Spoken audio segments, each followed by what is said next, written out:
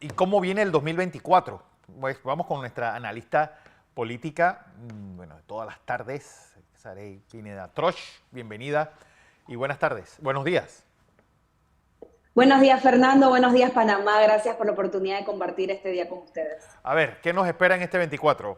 Tú que lo analizas todas las Bueno, tardes. bueno, la verdad es que tenemos un 2024 en donde los primeros 6 meses no solamente vamos a estar abocados a un proceso electoral que todavía es incierto, producto de los casos judiciales que se mantienen sobre el número uno de las encuestas, que en este caso es el expresidente Ricardo Martinelli, sino que nos espera una agenda ardua de trabajo en donde no vislumbro la claridad del gobierno actual de poder resolver y atender estos problemas con la precisión que se requieren, atender estos temas con la comunicación clara y efectiva que se necesita en este momento, producto de que no lo han podido hacer durante 4 años, no veo que lo puedan hacer con el mismo equipo durante los próximos 6 meses. Tenemos situaciones importantes que atender en los próximos 2 días. Uno es el presupuesto del Estado, que ya hemos visto que ha sido aprobado en segundo debate a las anchas del gobierno nacional, sin importar las circunstancias económicas que vive el país. El otro tema que tenemos, Fernando, es el aumento del salario mínimo, que muchos nos preocupamos de cuánto va a ser el salario mínimo, pero no vemos la realidad que vive el país con un 47% de informalidad y un 10% aproximadamente de desempleo. Estamos hablando que nosotros tenemos un 57% de ciudadanos que no saben en este momento qué es un salario mínimo. Y allí es donde nosotros nos hemos olvidado de centrar la discusión, de ver cómo vamos a resolver estos problemas.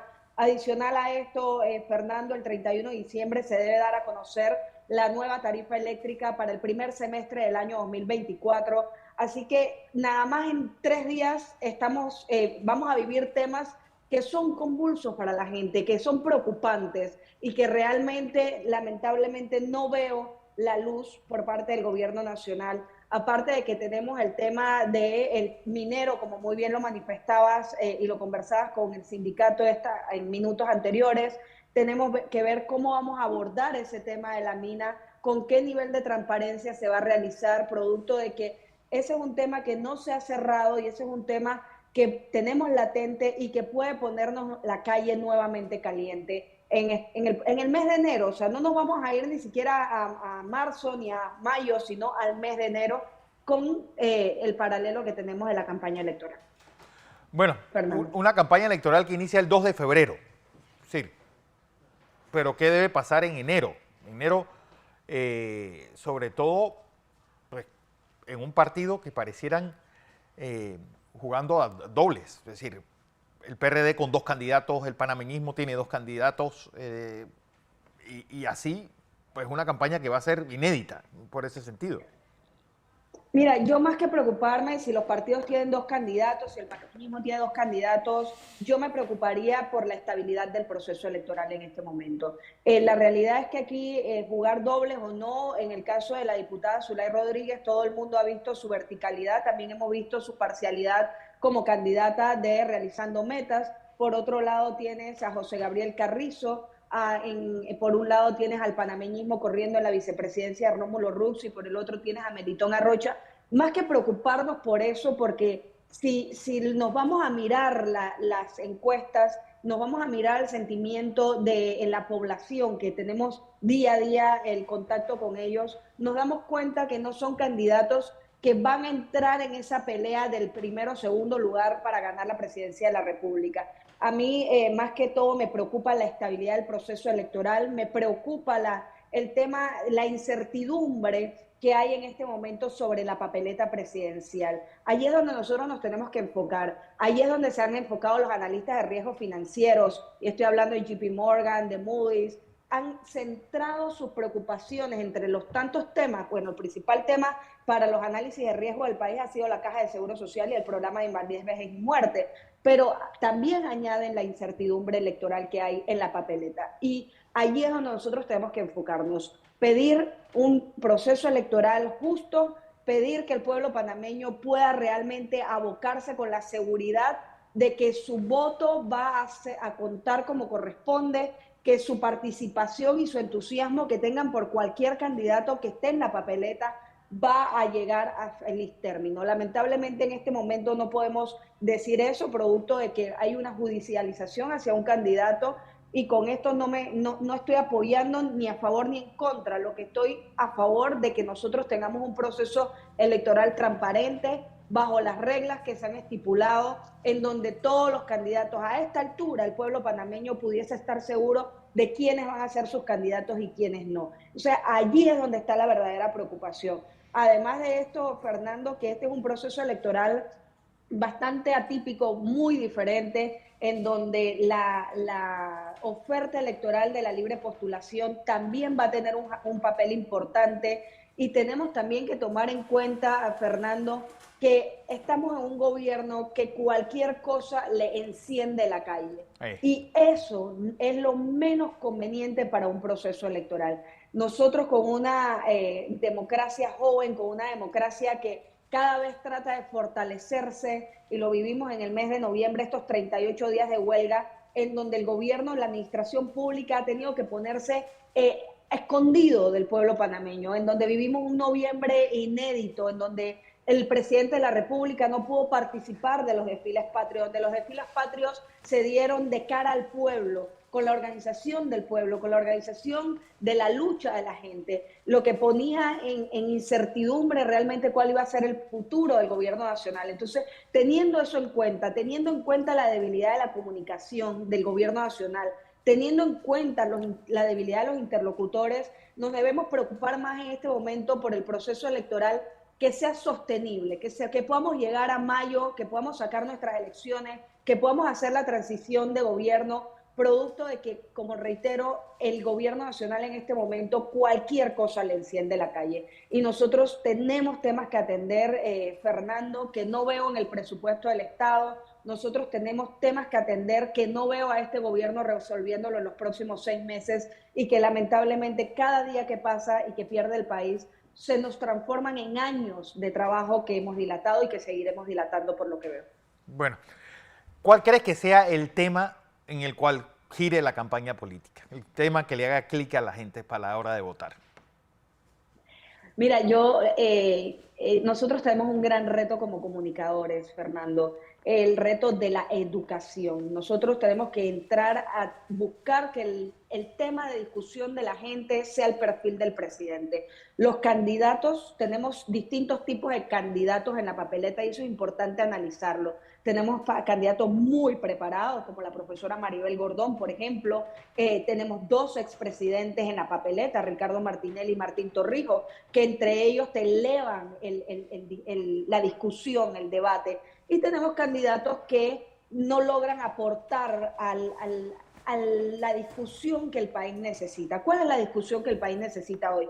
Saber cómo vamos a abordar temas como la crisis del empleo, saber cómo vamos a abordar el tema de la crisis económica, saber cómo vamos a abordar el tema de la crisis del agua puntualmente, porque nosotros no solamente necesitamos agua para el consumo humano, necesitamos agua para operar nuestra principal empresa, que es el Canal de Panamá. Tenemos que saber cómo vamos a abordar el tema de la mina, por ejemplo, de First Quantum. O sea, tenemos que ver estos temas puntualmente. Y hay candidatos que no lo han entendido, hay candidatos que realmente no tienen la capacidad para abordarlo, y con mucho respeto lo digo. Hay candidatos que sí te elevan ese debate y que podrían saber hacia dónde ir porque tienen la experiencia. Ricardo Martinelli, Martín Torrijos. Nos vamos a otros candidatos, por ejemplo, Rómulo Rux, que se queda corto en la credibilidad y el enganche en estas discusiones.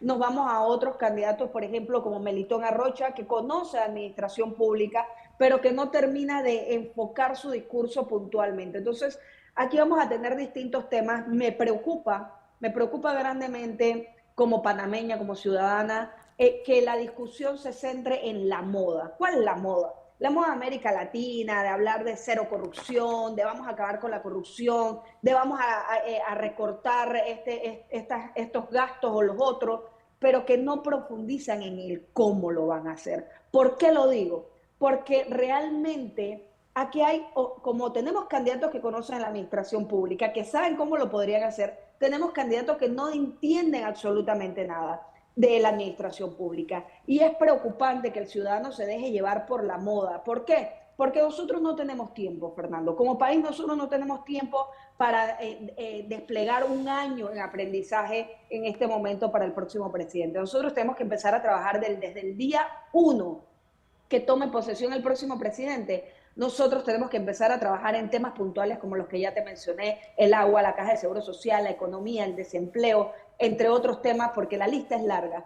Y nosotros no tenemos tiempo para repetir la historia de Perú con un Pedro Castillo. Nosotros no tenemos tiempo para repetir la historia de Chile con un Boric. Nosotros tenemos y requerimos un presidente con un perfil de estadista, con un perfil que sepa hacer lo que nosotros necesitamos en este momento. No podemos darnos el lujo de llegar con un presidente que nos eleve la curva de aprendizaje porque no tenemos el tiempo y tampoco podemos darnos el lujo de llegar con un presidente que nos imponga un equipo de trabajo como el que hemos visto durante estos 4 años y medio, que lamentablemente parece que no han terminado de aprender y parece que lamentablemente no han logrado penetrar en el pensamiento de quien lideraba el gobierno o quien lidera el gobierno para hacer los cambios importantes que se requerían. Nosotros nos quedamos cortos durante estos 4 años y medio y lamento decirle al país,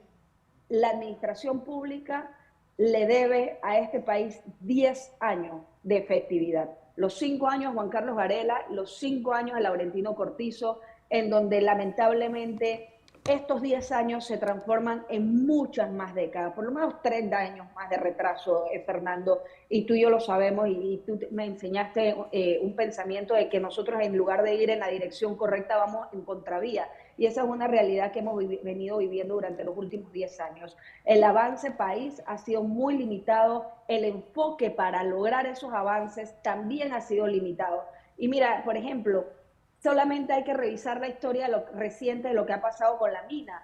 ¿Qué pasó con la mina? Pasó la irresponsabilidad de un gabinete, pasó la irresponsabilidad de un gobierno, pasó la irresponsabilidad de unos negociadores que atentaron contra la estabilidad del país. Lamentablemente no tuvieron el compromiso patriótico de ejercer o hacer el trabajo como correspondía. Si las cosas se hubiesen hecho bien, quizás hoy la historia de Panamá fuera otra en cuanto al desarrollo minero. Pero falta el compromiso. Nosotros como país no debemos centrarnos nosotros como país debemos centrarnos profundamente en exigir un compromiso de los candidatos presidenciales. Aquí tenemos que empezar a hablar de proyectos en materia de educación, por ejemplo, a los próximos 25 años. Nosotros no podemos seguir permitiendo que se repita la historia que se repitió en el gobierno de Juan Carlos Varela, que se pausaron todos los proyectos de infraestructura que hoy tuviesen una condición hospitalaria distinta para Panamá. Entre otros casos, Fernando, nosotros tenemos que centrarnos a exigirle a los candidatos no solo propuestas,